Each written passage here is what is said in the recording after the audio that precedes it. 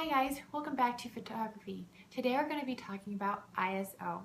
So ISO is the sensitivity of your image sensor in your camera.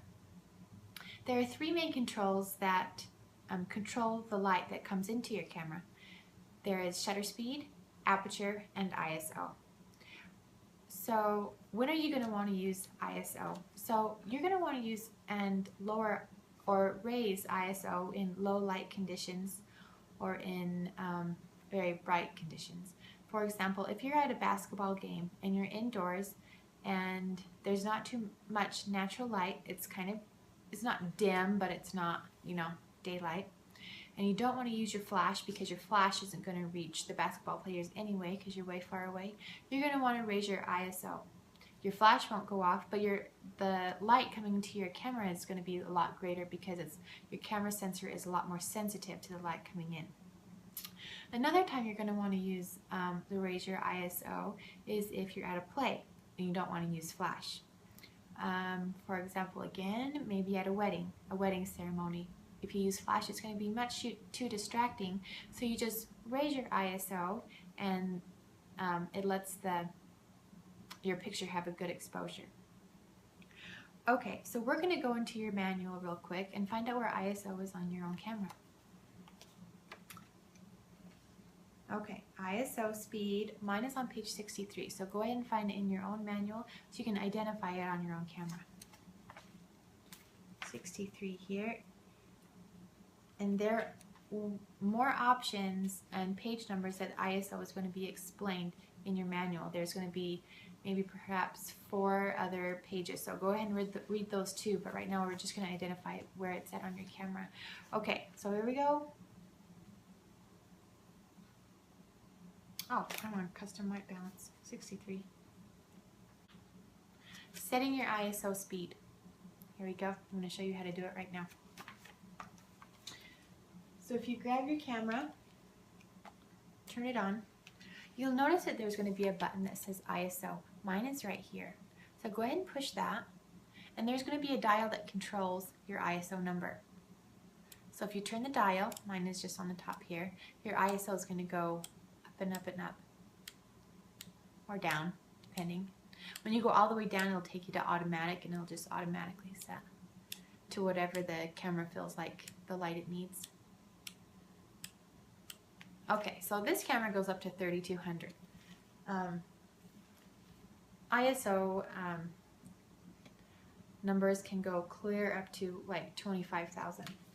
The problem with those, getting a higher ISO number, is that, like I said earlier, it leaves a grain, or what they call now a noise, to your film, and it depletes the image quality. So to preserve that image quality, the standard ISO level will be about 100. So I'm going to take some pictures real quick at a dim lit situation and keep my ISO at 200, and I'll show you what happens. Okay, so I did not have a tripod. With a very dimly lit ISO of a 200, this is the kind of image you get.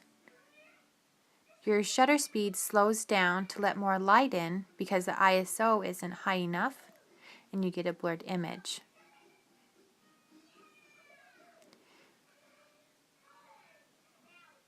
You raise your ISO and you're going to get a crisp image. Okay, I'm going to show you real quick how to switch into manual mode because we haven't reviewed this yet. So you can see my mode dial is on the M. M stands for manual. So I have 2 dials, and it might be different for your camera, so refer back to your manual. Here we go. I've got a dial there, and that's going to change my aperture. You can see it's changing, it's going up and down. I'm going to leave it at a 3.5. And now the dial at the top is going to change my shutter speed. I'm going to set that shutter speed at 1/30th of a second, so it'll just show a 30 on there. And there it is with the light. Okay, now with the ISO, remember you touch the ISO button. Move your dial again, because you switched that. Move your dial till your lowest ISO, so not on automatic but one up. For mine was 200. Okay, so here's a little backdrop I did just in my kitchen. You take a piece of material, shut it in a cupboard, and it hangs down. You can take a Tupperware, put it underneath to raise your subject up a little bit. Super easy, and you can do this with all of your homework assignments here. And set up your tripod and back so it's just really easy to take your picture.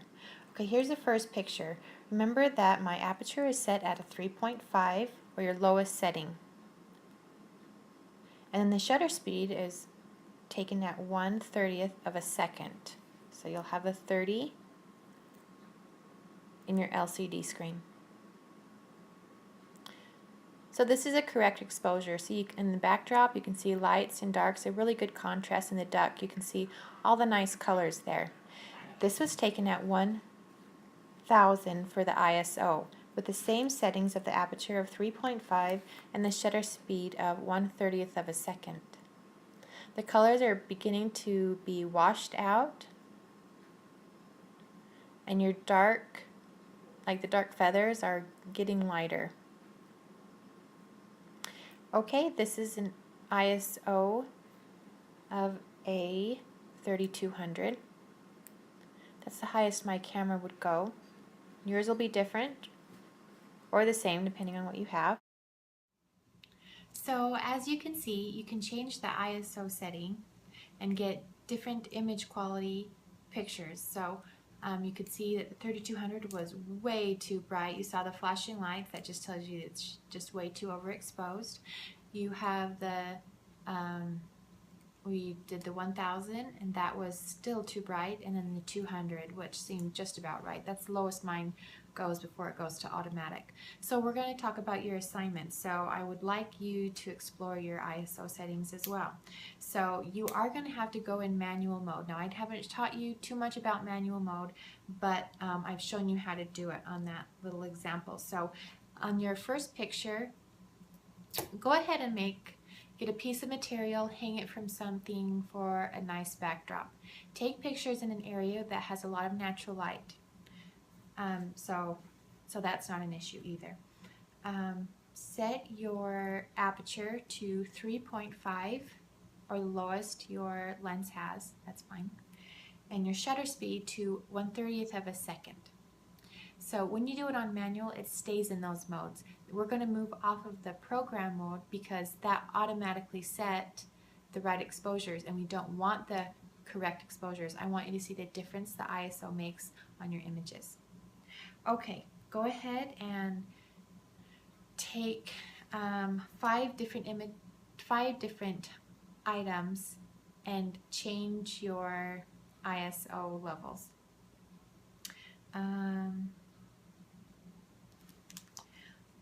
At each level, I'd like you to do at your lowest one. Mine was 200. Yours might be 100. The middle ISO level would be at 1000, and then your highest ISO, and see what comes out. It's going to be different. Go ahead and download that to your folder under an ISO folder so you know exactly where it's at. And also I want you to look under YouTube to find 2 more videos that talk about ISO settings. Also look under a couple more articles on the web or at your local library to find out what they say about ISO, because whoever's teaching, they're going to say something different and you'll learn something new, and that's what this is all about. So go ahead and do that, and that's everything for this lesson. Thanks for tuning in, and we'll see you next time. Bye-bye.